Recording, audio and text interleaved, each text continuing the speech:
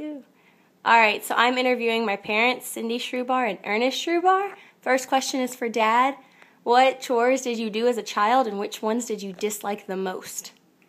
Well, since we were raised on a farm, we had to get up early and go feed the cows, feed the hogs, feed the chickens, and actually we had to milk cows too, because we raised everything that we ate.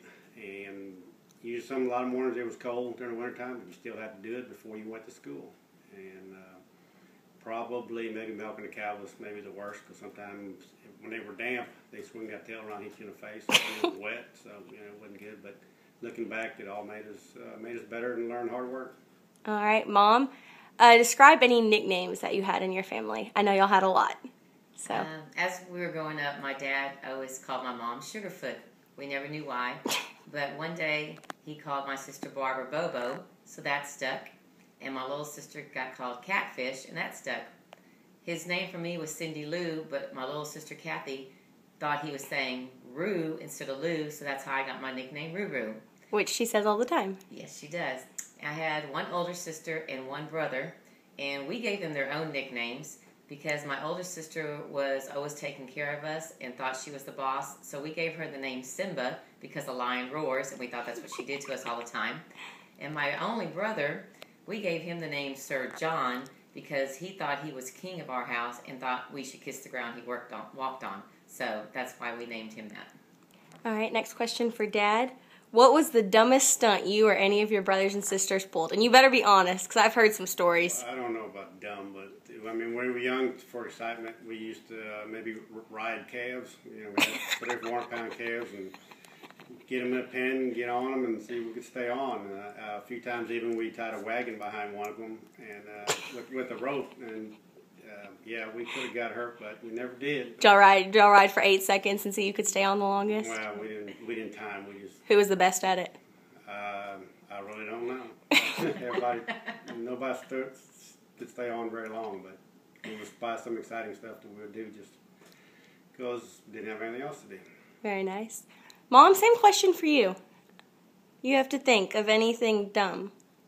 Oh, my God. Anything mean y'all ever did to your brothers or sisters?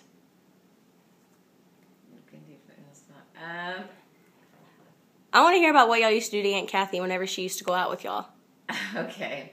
Well, I wasn't going to say that, but when I was in high school, me and my sister Barbara both had boyfriends, and in order to be able to go out, we had to take our little sister Kathy with us.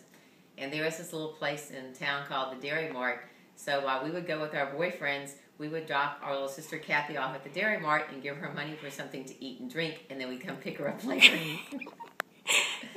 See, Taylor was never that mean to me. All right. Mom, another question for you. Tell me a fond memory of your grandma. Well, we were born and raised in the city of Houston, and every Friday, Saturday, and Sunday we would drive down to Praha, Texas. And it was just like a ritual. Friday night we'd pack up and we'd go home on Sunday. And the thing I remember the most is when we would drive down on Friday. We called our grandmother Babichka, which is grandmother in Czech.